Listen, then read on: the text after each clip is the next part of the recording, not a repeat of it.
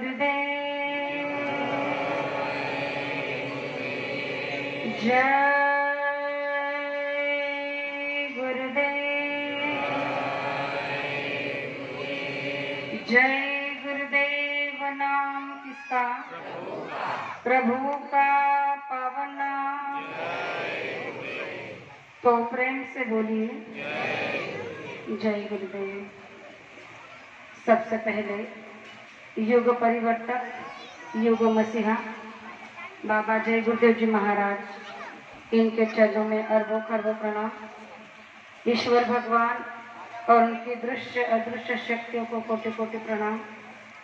आदरणीय अन्ना जी, दादाजी और व्यासपीठ पर सभी आए हुए मान्यवरों को मेरा प्रेम पूर्वक जय गुरुदेव।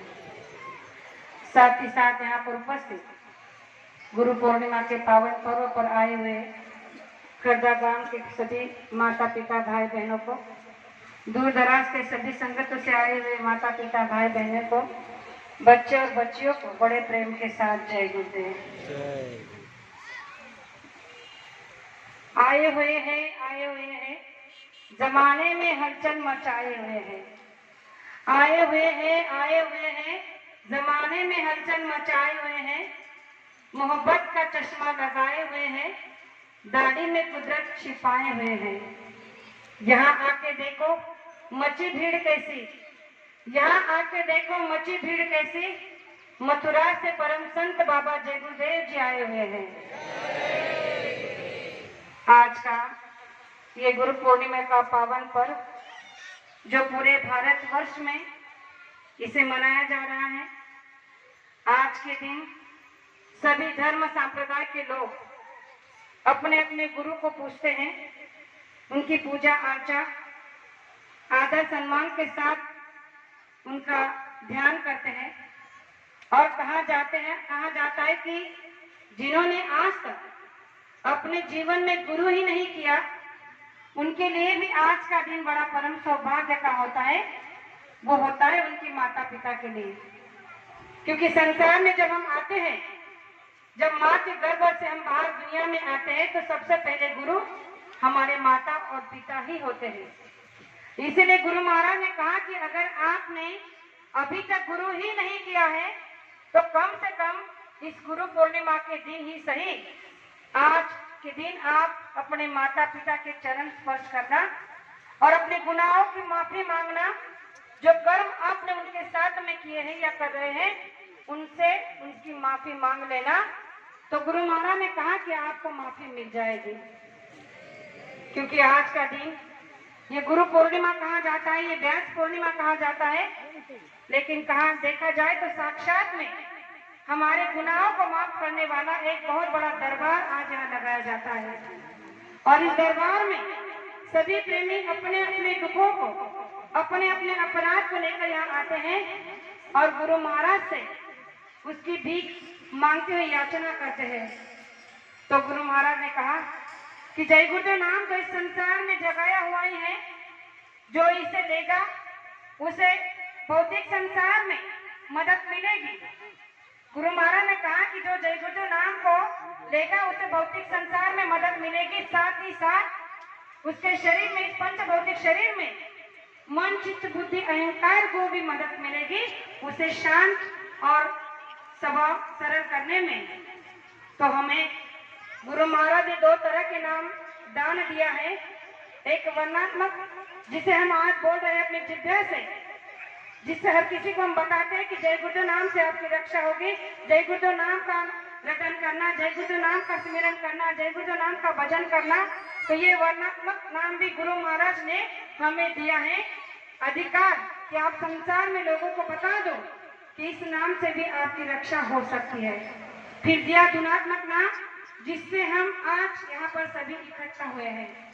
हमारी जीवात्मा का, हमारी रूहों का जो रिश्ता है, जो परमपिता परमात्मा ने इस नाम के डोर से बांध दिया है, जोड़ दिया है, उसके चलते आज हम यहाँ पर सभी इकट्ठा हुए हैं। तो प्रेमियों, ये धुनात्मक नाम भी हमारे आपके लिए उतना ही परम सौभाग्य का है, जितना इस संसार में आने के बाद हमें मनुष्य शरीर का मिलने का आभास होता है। गुरु महाराज इस संसार में ऐसे संत आए हुए हैं जिनकी महिमा का वर्णन सच में कहा जाए तो 10 मिनट तो क्या 10 साल भी अगर आप बोलते रहोगे, बखान करते रहोगे, तब भी उनकी महिमा का वर्णन खत्म नहीं होगा। इतनी बड़ी अथाह उनकी महिमा है।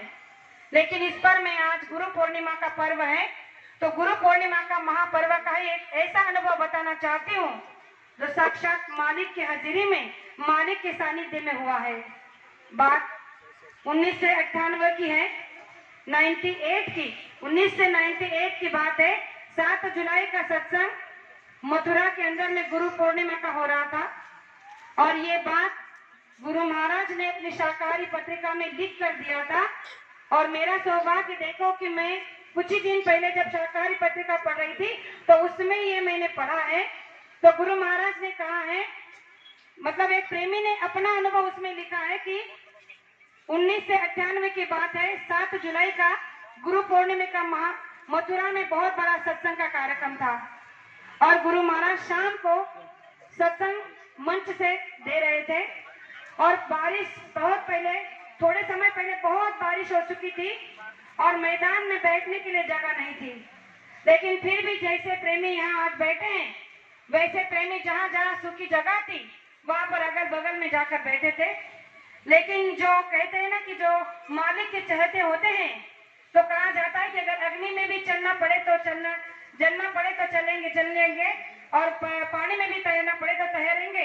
तो ऐसे ही कुछ प्रेमी उस समय भी थे जो गुरु महाराज के सामने वाली जगह थी वो पूरे पानी से भरी हुई थी, तो वहां बैठने के लिए जगह नहीं थी, तो प्रेमी खड़े होकर सत्संग सुन रहे थे।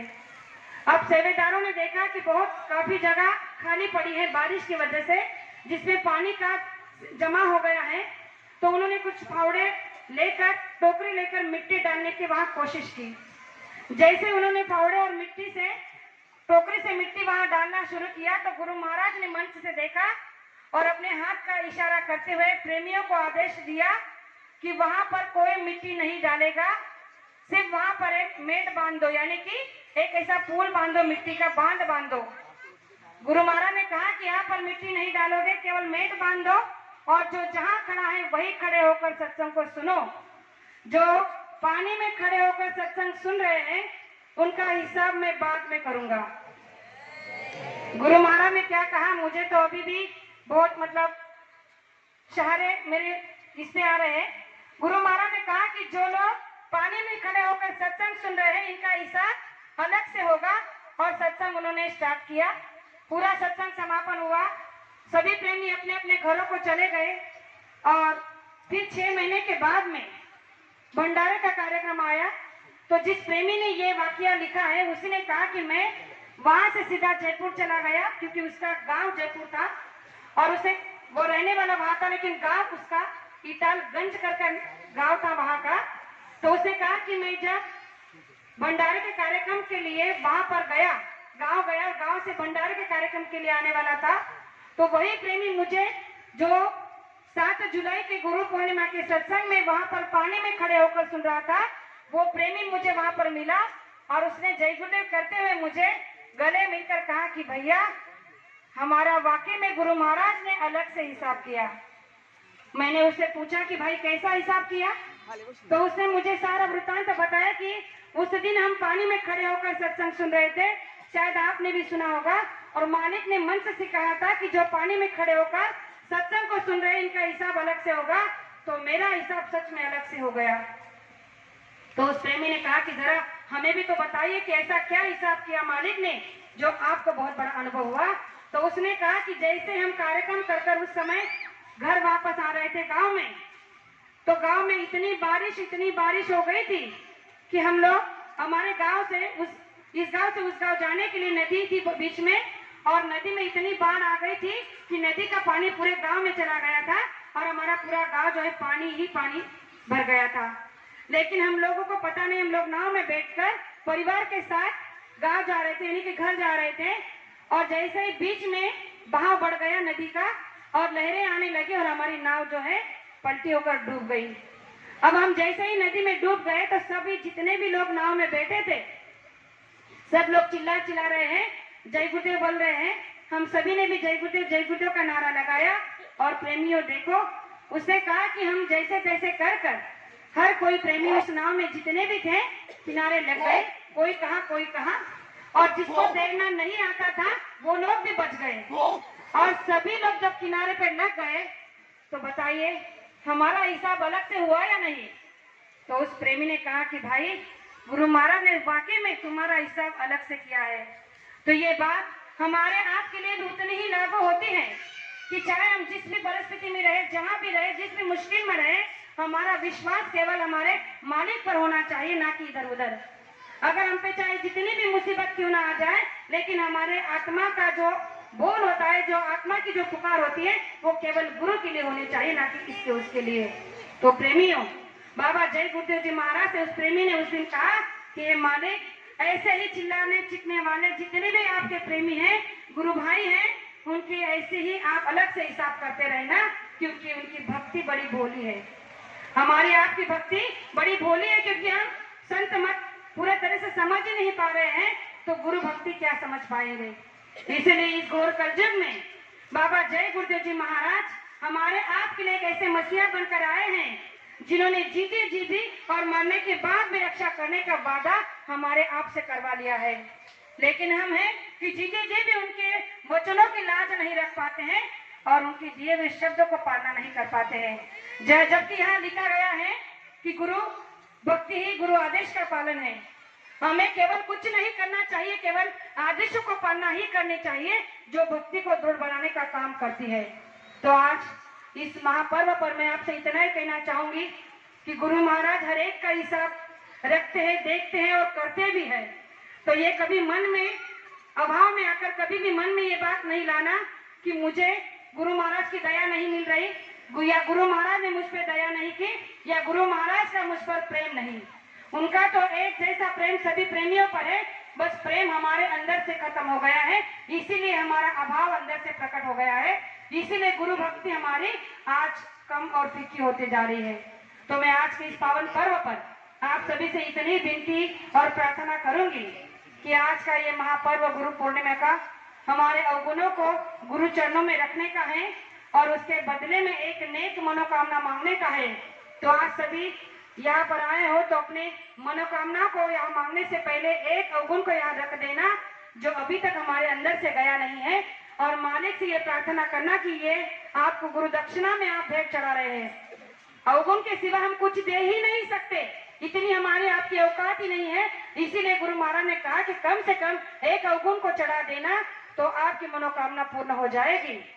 तो इस पावन पर्व पर मैंने आपके सामने जो दो बातें रखी, हो सकता हो कहने में एक आध शब्द ऐसा निकल गया हो जो मुझे नहीं कहना चाहिए था, तो आपकी छोटी बेटी समझकर माफ करना, ऐसे आशा करती हूँ। और मेरे दो शब्द को यही विराम देना चाहती हूँ। बड़े प्रेम के साथ बोलिए जय गुरुदेव। और सभी विभिन्न प्रेमियों को गुरु पूर्णिमा के हार्दिक शुभकामनाएं।